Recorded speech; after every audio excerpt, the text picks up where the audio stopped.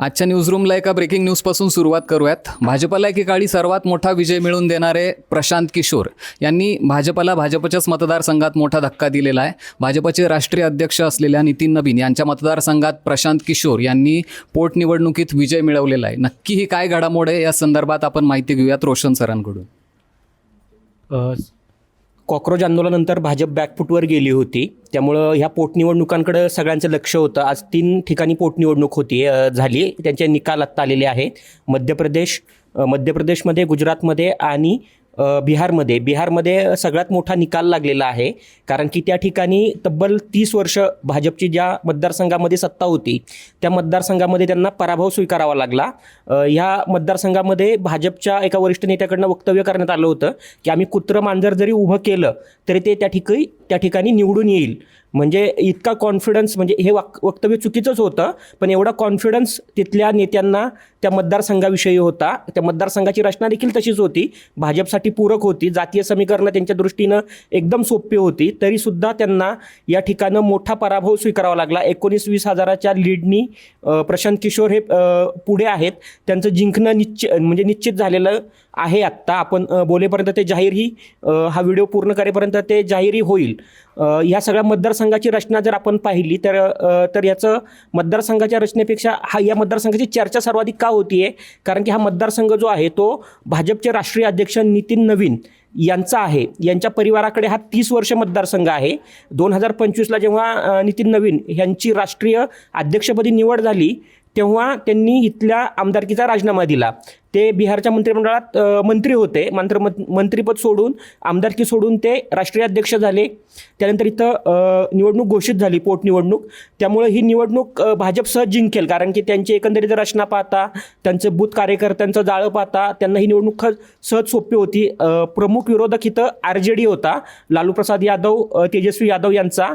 मात्र ज्या विधानसभा निवडणुकीमध्ये प्रशांत किशोरांचा एकही उमेदवार निवडून आला नाही, त्यांचा जनस्वराज्य पक्षाच्या 200पेक्षा अधिक उमेदवारांचं जवळपास डिपॉझिट जप्त झालं.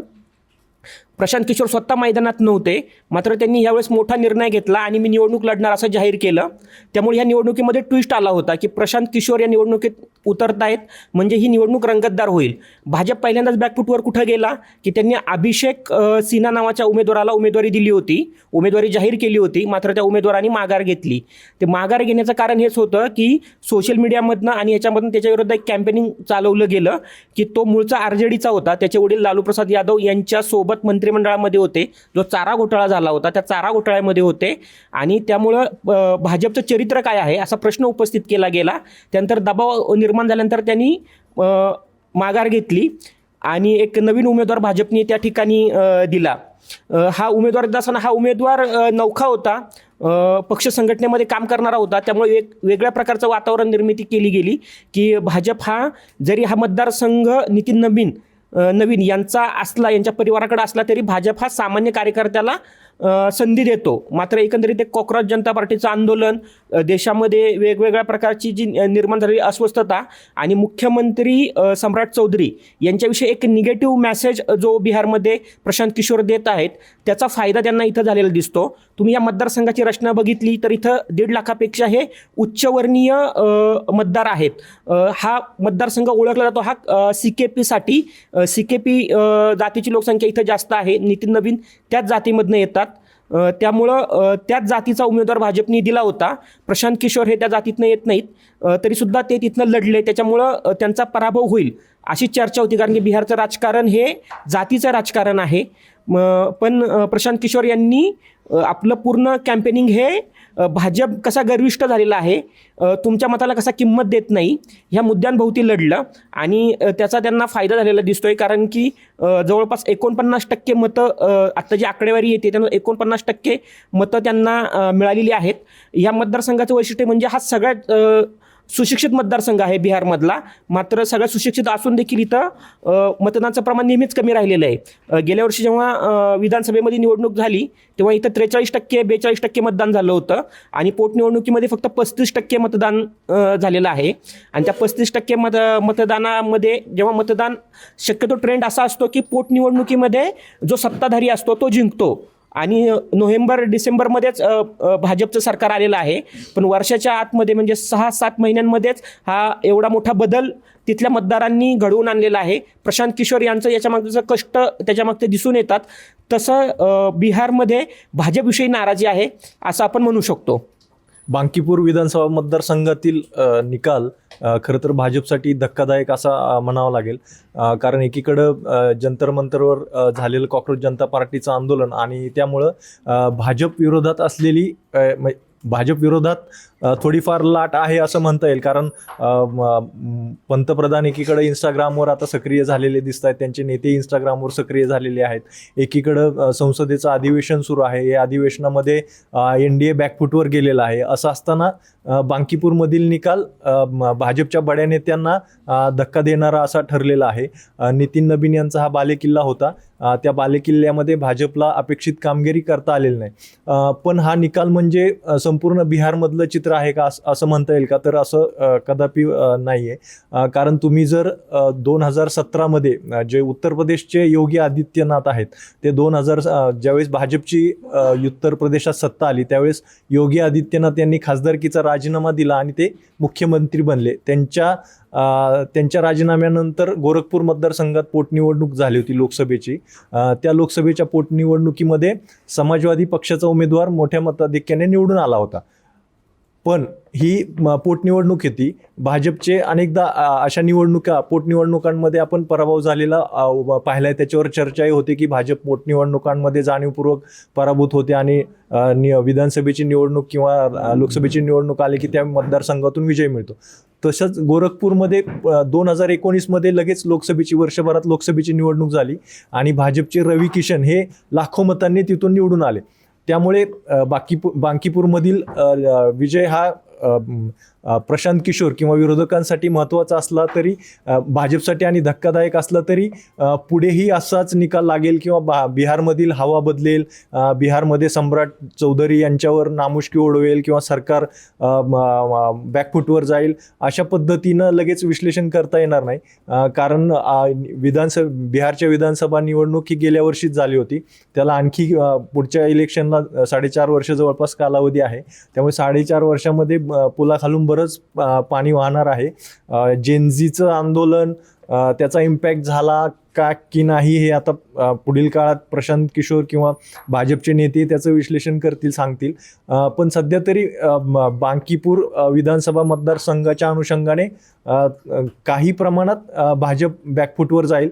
पण हे राजकारण नेहमी प्रवाही असतं, ते सतत बदलत असतं. त्याचा लॉंग इम्पॅक्ट फारसा जाणवणार नाही असं साधारणतः म्हणावं लागेल. तिकडे भाजपच्या राष्ट्रीय अध्यक्षांच्या मतदारसंघात ज्याप्रमाणे भाजप उमेदवाराचा पराभव झालेला आहे, हा कदाचित भाजपच्या वर्मी बसलेला सगळ्यात मोठा दुसरा घाव असेल. यापूर्वी फैजाबाद म्हणजे अयोध्येमध्ये भाजपचा पराभव झाला होता भाजप उमेदवाराचा. त्या पराभवानंतर ज्याप्रमाणे भाजपची खिल्ली उडवली जात होती, कदाचित आता त्याचप्रमाणे या पराभवानंतरही भाजपची खिल्ली उडवली जाईल की भाजपच्या राष्ट्रीय अध्यक्षांच्या मतदारसंघातच जर भाजपचा पराभव होत असेल तर देशाची हवा कुठल्या दिशेने चालली आहे हे विरोधक आता याप्रमाणे कदाचित कॅम्पेनिंग करू शकतात. पण भाजपची खिल्ली उडवण्यासाठी विरोधकांना आता दुसरं कारण मिळालेलं आहे. माझं म्हणणं असं आहे ना की भाजप जो पक्ष आहे ना, आपण त्याला चांगलं म्हणू वाईट म्हणू, मात्र तो पक्ष असा आहे की तो चुकांमधनं शिकणारा पक्ष आहे. तो लगेच दुरुस्ती करतो. म्हणजे जर जेनजीचं आंदोलन झालं त्यानंतर पंतप्रधानांनी मध्यरात्री येऊन त्यांनी इन्स्टावरनं हे केल्यानंतर सलग 3 दिवस त्यांनी ते व्हिडिओ केले आणि जनजीशी संवाद साधण्याचा त्यांनी केला. म्हणजे जनजीला ते अपील झालं नाही झालं हे माहीत नाही, पण डॅमेज कंट्रोल जे करणं असतं ना ते भाजपला खूप चांगल्या प्रकारे कळतं. आणि माझ्या मते त्यांना बांकीपूरमध्ये पण त्याचा अंदाज आला होता की इथं आपला पराभव होतोय. नितीन नवीन तिथं तळ ठोकून होते की हा विजय आपल्याला मिळवायचा आहे, हा खेचून आणायचा आहे. मात्र सगळी जी वातावरण निर्मिती झाली आणि जो कोर मतदार कदाचित त्यांचा जो हक्काचा मतदार होता तो बाहेर त्यांना काढण्यात अपयश आलं, त्याचा फटका त्यांना या ठिकाणी मला बसलेला दिसतोय. त्यांचं याच्यामध्ये जर की पॉईंट आपण बघितले ना की आत्ता लगेच निकालानंतर बोलणं थोडं घाईचं होईल की का पराभव झाला त्याच्या मागचा. कारण की बूथ लेवलची यंत्रणा आहे, 30 वर्ष सत्ता आहे, त्यानंतर जातीय समीकरण त्यांच्या फायद्याची आहेत, त्यांना सुटेबल होणारी ही जातीय समीकरण आहे, तरी त्यांचा पराभव का झाला, तर त्याच्या मागचं उदाहरण आहे की मतदारांना गृहीत धरणं. एका वरिष्ठ नेत्यानं, माजी मंत्र्यानं त्याच्या असं केलं की आम्ही कुत्र्या मांजराला जरी उभं केलं तरी आम्ही इथं विजयी होऊ शकतो. म्हणजे हे हा जो गर्व आहे तो कुठेतरी मतदारांना तो पटलेला नाहीये. दुसरं म्हणजे प्रशांत किशोर हे विधानसभेला निवडणूक नाही लढले, मात्र ते लगेच 8 महिन्यांनी पोटनिवडणुकीमध्ये लढले. बरं, ते त्यांचा काय होम टाऊन नाहीये लढायला लगेच, पण त्यांनी तेवढी रिस्क का घेतली, कारण की ते सर्वे करतात, ते लोकांच्या मताचा अंदाज घेतात की लोकांमध्ये अस्वस्थता आहे, तर त्या अस्वस्थता त्यांनी जाणून घेतली आणि त्याचा फायदा त्यांना तिथं झालेला दिसतोय. आणि तिसरं म्हटलं तरी नाही म्हटलं तरी कॉक्रोच जनता पार्टीचं दिल्लीमध्ये आंदोलन चालू होतं, सोशल मीडियामधनं त्याला एक वेगळं रूप आलं होतं. आता त्याचा थेट फायदा कितपत झाला हे माहिती नाही, तरुणांनी जेनजीनी किती मतदान केलं हे आत्ता सांगणं हे नाहीये, पण खूप लोकांची मतं ह्या दरम्यानच्या काळामध्ये आपल्याला चेंज झालेली दिसत आहेत की जे सॉफ्ट कुंपणावरती होते, म्हणजे की हा भाजप ठीक आहे, मोदी आहेत, हे आहेत असं जे म्हणत होते ना, त्यांची मतं काहीशी बदललेली दिसत आहेत. तर त्याचाही फटका या निमित्तानं, म्हणजे ह्या पोटनिवडणुकीच्या निमित्तानं बसलेला मला दिसतोय.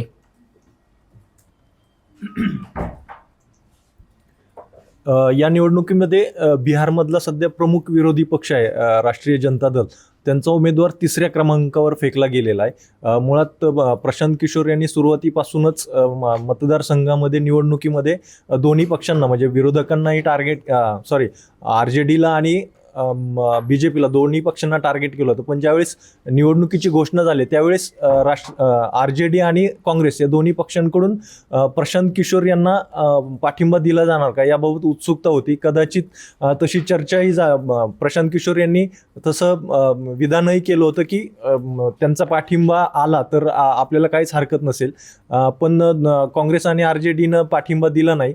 त्यानंतरही प्रशांत किशोर मागे हटले नाहीत, त्यांनी जोमाने प्रचार केला आणि ते निवडून आले. आता बिहारच्या विधानसभेमध्ये प्रशांत किशोर यांच्या रूपाने जनसुराज्य पक्ष हा आणखी एक विरोधात नवा पक्ष येणार आहे भविष्यामध्ये. आता निश्चितच प्रशांत किशोर यांच्याकडून विधानसभेच्या निवडणुकीची आता जोमाने तयारी केली जाईल. एक आमदार, त्यांचा एक पहिला आमदार आणि तेही प्रशांत किशोर हे असल्यामुळे आता कार्यकर्ते आणि पदाधिकाऱ्यांमध्ये निश्चितच उत्साह येणार हे नक्की आहे. आणखी बांकीपूर प्रमाणेच भाजपला आणखी एका मतदारसंघात धक्का बसलेला आहे. मध्य प्रदेशातील दतिया या विधानसभा मतदारसंघातही पोटनिवडणूक झाली. या निवडणुकीचा निकाल आज जाहीर झाला. त्यामध्ये काँग्रेसचा उमेदवार जवळपास 8,000 मतांनी निवडून आलेला आहे. भाजपने या निवडणुकीमध्ये त्यांचे जे माजी आमदार आहेत, जे माजी गृहमंत्री आहेत नरोत्तम मिश्रा यांना तिकीट न देता आशुतोष तिवारी हे जे RSSशी संबंधित पदाधिकारी आहेत, नेते आहेत, त्यांना तिकीट दिलं होतं. त्यावरून मतदारसंघामध्ये मोठा रोष निर्माण झाला होता. उमेदवारी अर्ज भरताना झालेल्या सभेमध्ये नरोत्तम मिश्रा हे अक्षरशः स्टेजवर रडले होते. त्यामुळे या निवडणुकीची दिशा काय असणार किंवा या निवडणुकीचा निकाल काय लागणार याबाबत उत्सुकता लागली होती. मागच्या 2023 मध्ये झालेल्या निवडणुकीत काँग्रेसचे राजेंद्र भारती निवडून आले होते. त्यांना एका केसमध्ये शिक्षा 2 वर्षांपेक्षा जास्त शिक्षा झाल्यामुळे त्यांची आमदारकी गेली आणि तिथे नरोत्तम मिश्रा यांना पुन्हा तिकीट मिळेल अशी अपेक्षा होती. पण भाजपने त्यांचं तिकीट कापलं आणि तिवारी यांना उमेदवारी दिली. तिथेच भाजपचा जवळपास 50% पराभव झाला अशी चर्चा जोरदार रंगली होती आणि तीच परिणिती निकालातही दिसली. हा मध्य प्रदेशामधला जर निकाल तुम्ही पाहिला ना, तर तो ना मुख्यमंत्री मोहनलाल यादव यांना फार मोठा धक्का आहे. कारण की मागे त्यांची काही प्रकरणं बाहेर काढण्यात आली होती की त्यांच्या जमिनीशी रिलेटेड त्यांनी कशा जमिनी खरेदी केल्या, हे केल्या, तर त्याच्यामुळे त्यांची एक निगेटिव्ह छबी तयार झाली होती. नरोत्तम मिश्रा हे भविष्यातले मुख्यमंत्री पदाचे दावेदार मानले जात होते. ते खूप जवळ होते गृहमंत्र्यांच्या, अमित शहांच्या खूप जवळचे होते. त्यामुळं त्यांना तिकीट मिळेल हे निश्चित होतं. मात्र मुख्यमंत्र्यांनी ते मिळू दिलं नाही आणि आपल्या हव्या असणाऱ्या उमेदवाराला ते दिलं. त्यानंतर त्यांनी काय केलं, काँग्रेसचा जो आमदार अपात्र ठरवला त्याला आपल्या बाजूनी वळवलं राजेंद्र भारती. म्हणजे या निकालाच्या आदल्या दिवशी, म्हणजे कालच त्याला काँग्रेसनी आपल्या पक्षातून निलंबित केलं होतं. म्हणजे एवढं राजकारण भाजपनी करूनही त्यांना या ठिकाणी पराभव स्वीकारावा लागला. त्या पराभवाचं सगळ्यात मोठं कारण म्हणजे नरोत्तम मिश्रा यांनी खरंच मदत केली की नाही केली याच्याविषयी शंका आहे. स्टँडिंग म्हणजे आता जो माजी माजी आमदार झाला भारती, त्यांनी तर भाजपला मदत केलेली आहे. मात्र नरोत्तम मिश्रांना जेव्हा तिकीट नाकारलं गेलं होतं तेव्हा त्यांचे समर्थक रस्त्यावर उतरले होते. त्यांनी गोंधळ घातला होता, दंगल सदृश्य परिस्थिती तयार केली होती. त्याच्यानंतर मग केंद्रातनं फोन गेले, डॅमेज कंट्रोल झालं. मग ते म्हटले की नाही, इथं भाजपचाच उमेदवार विजयी होणार आहे आणि आम्ही भाजपलाच आमचा पाठिंबा असणार आहे. मात्र आणि इथनं जर तो उमेदवार विजयी झाला असता तर जे आत्ता मुख्यमंत्री आहेत मोहनलाल यादव यांचं केंद्रामध्ये जास्त वजन वाढलं असतं. मात्र ते आत्ता कुठंतरी इथं नरोत्तम मिश्रांनी ही म्हणजे याच्यामध्ये काँग्रेसचा, कारण की आधी काँग्रेसने विजय मिळवलेला आहे, काँग्रेसचा मतदार इथं आहेच. मात्र नरोत्तम मिश्रा हे मध्य प्रदेशामधलं खूप मोठं नाव आहे, दिग्गज नाव आहे, हेवेट नाव आहे. हिंदुत्ववादी राजकारणी म्हणून त्यांना ओळखलं जातं आणि त्यांच्या राजकारणामध्ये या निमित्तानं अडथळा निर्माण करण्याचा प्रयत्न केला गेला होता. त्यामुळे अर्थातच त्यांच्याकडनं इथं मदत झाली असावी असा प्राथमिक अंदाज आहे.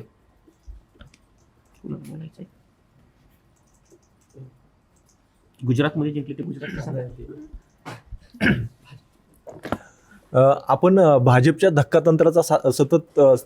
धक्कातंत्रावर सतत बोलत असतो. कोणती निवडणूक आली किंवा मुख्यमंत्रीपदी कोणाची वर्णी लावायची हे चर्चा करत असताना भाजप आता धक्का देणार, मोदी शहा जोडी धक्कातंत्राचा वापर करणार असं बोलतो. कदाचित त्याच धक्कातंत्राने बांकीपूर आणि दतियामध्ये भाजपला धक्का दिलेला दिसतो. कारण बांकीपूर आणि दतिया दोन्ही ठिकाणी भाजपने नवीन चेहऱ्यांना संधी दिली. त्यांना निवडणुकीचा म्हणजे विधानसभे किंवा अशा मोठ्या निवडणुकींचा अनुभव यापूर्वी नव्हता.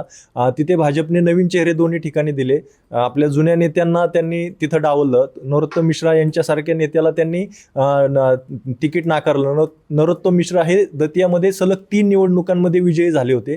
त्यांच्यासारख्या नेत्याला खाली बसवणं भाजपला परवडलं नाही आणि धक्कातंत्राचा वापर केला आणि तिथेच भाजपचाही घात झाला असं म्हणावं लागेल. नितीन नवीन म्हणजे भाजपच्या राष्ट्रीय अध्यक्षांना धक्का बसलेले हे काही नितीन नवीन पहिले अध्यक्ष नाही आहेत. यापूर्वी JP नड्डा जेव्हा अध्यक्ष होते तेव्हा सुद्धा भाजपला हिमाचल प्रदेशमध्ये ज्या एका लोकसभेची 3 विधानसभा जागांची पोटनिवडणूक झाली होती तिथं भाजपचा पराभव झाला होता. आणि विशेष म्हणजे JP नड्डा अध्यक्ष असतानाच हिमाचल प्रदेशची भाजपची सत्तासुद्धा गेली होती. त्यामुळं JP नड्डा यांच्यानंतर नितीन नवीन हे दुसरे राष्ट्रीय अध्यक्ष ठरलेले आहेत ज्यांच्यामुळे भाजपचं नाक कापलं गेलेलं आहे. तर नितीन नवीन यांच्या मतदारसंघात जे प्रशांत किशोर विजयी झालेले आहेत, आता त्यांचं फ्युचर पॉलिटिक्स काय असणार आहे, बिहारमधलं त्यांचं राजकारण कसं असणार आहे, राष्ट्रीय राजकारणात त्यांना कशा प्रकारे स्कोप असणार आहे हे मोरे सर सांगतील. प्रशांत किशोर यांना आपण राजकीय रणनीतिकार असं म्हणतो. म्हणजे त्यांनी 2014मध्ये भाजपला देशात सत्ता मिळवून देण्यात त्यांचा मोठा वाटा आहे. अब की बार मोदी सरकार वगैरे अशा घोषणा किंवा मोदींचा त्यावेळी ज्या पद्धतीनं प्रसिद्धी किंवा प्रसार झाला मोदींच्या नावाचा, त्यामध्ये प्रशांत किशोर यांची रणनीती महत्त्वाची ठरली होती. अन्य काही राज्यांमध्येही त्यांच्या संस्थेने केलेलं कामाने त्या स्थानिक पक्षांना, प्रादेशिक पक्षांना सत्ता मिळवून दिली होती. पण बिहारच्या पहिल्या निवडणुकीत ते फेल ठरले होते. म्हणजे मागील वर्षी जी निवडणूक झाली विधानसभेची, त्यांनी सगळ्या मतदारसंघावर त्यांच्या पक्षाचे उमेदवार उतरवले होते. तिथं त्यांचा पक्ष पूर्णपणे फेल ठरला होता. बहुतेक मतदारसंघांमध्ये त्यांच्या उमेदवाराचं डिपॉझिट जप्त झालं होतं. पोटनिवडणुकीत मात्र त्यांनी स्वतः विजय मिळवत पक्षाला विधानसभेत एंट्री मिळवून दिलेली आहे. आता हा त्यांचा पहिलाच विजय आहे. त्यामुळे आता त्यांचं राष्ट्रीय राजकारणावर थेट आपण बोलणं, चर्चा करणं हे थोडंसं घाईचं होईल. सुरुवातीला त्यांना बिहारमध्ये त्यांच्या पक्षाला जम बसू देत.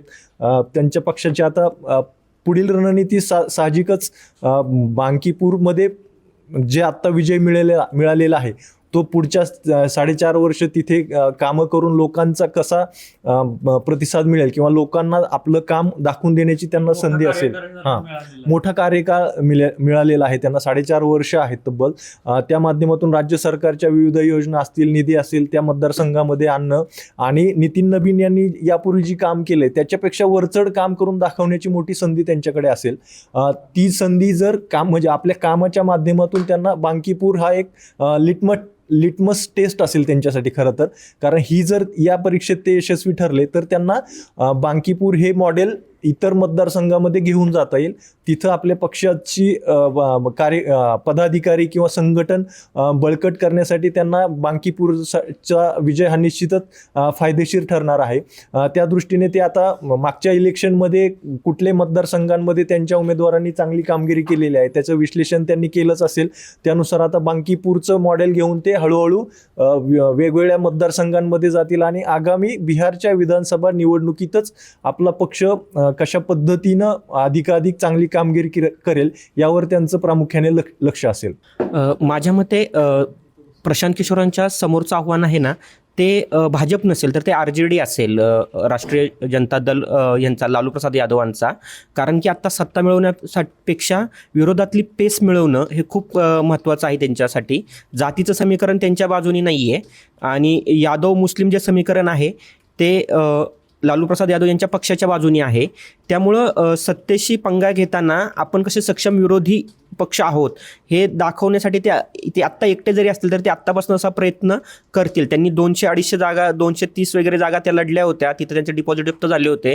हा आता इतिहास झालेला आहे आणि आत्ता जी ह्या विजयातनं जी वातावरण निर्मिती झालेली आहे बिहारमध्ये त्याच्यामधनं पक्ष सक्षम करणं, ग्राउंड लेवलला हे करणं आणि RJDला आपण पर्याय आहोत हे बिहारच्या लोकांना पटवून देणं हे फार महत्त्वाचं ठरणार आहे. बिहारचं राजकारण हे नेहमी जातीचं राजकारण राहिलेलं आहे, त्यामुळे त्यांना कितपत यश, मला वाटतं त्यातनंच आता बिहार बाहेर पडू इच्छित आहे. हा म्हणजे हा मेसेज आहे की विकासाच्या मुद्द्यावरती राजकारण होतं, पण तेच आहे की पोटनिवडणुकीच्या निकालावरनं लगेच एवढा, कारण की मुळातच मतदान 35% झालेलं आहे, त्यामुळे थोडंसं हे घाईचं ठरेल.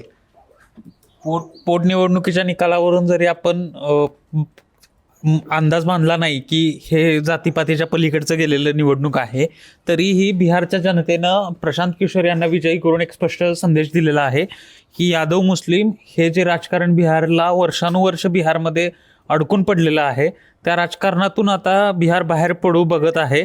प्रशांत किशोर यांनी मागच्या वेळी जी विधानसभेची निवडणूक लढवली होती त्यांच्या पक्षाने, ती सुद्धा याच मुद्द्यावरती लढवली होती की यादव मुस्लिम राजकारणापलीकडे जे विकासाचं राजकारण आहे, जे धोरणात्मक राजकारण आहे, त्या राजकारणाच्या दिशेने त्यांनी निवडणूक लढवली होती. तेच मुद्दे घेऊन ते याही निवडणुकीत उतरले होते. आणि जसं रोशन सरांनी सांगितलं की तिथं लालू प्रसाद यादव, RJD यांचं जे यादव मुस्लिम समीकरण आहे ते समीकरण तोडत ते ज्या जातीचे नाहीत त्या जातीच्या पलीकडे जाऊन त्यांनी तिथून विजय मिळवलेला आहे. कदाचित हाच बिहारच्या जनतेने क्लिअर मेसेज दिलेला आहे की आता जातीपातीच्या पलीकडचं राजकारणाला आम्ही सुरुवात करत आहोत. सुशिक्षित राजकारणाला एक प्रकारे बिहारमध्ये सुरुवात झालेली आहे. तर ह्याच बिहारमधल्या बदललेल्या सकारात्मक राजकारणासह आत्ता इथे थांबूया. नवीन विषयासह बुधवारी पुन्हा भेटूया सरकारनामा लाईव्हवर.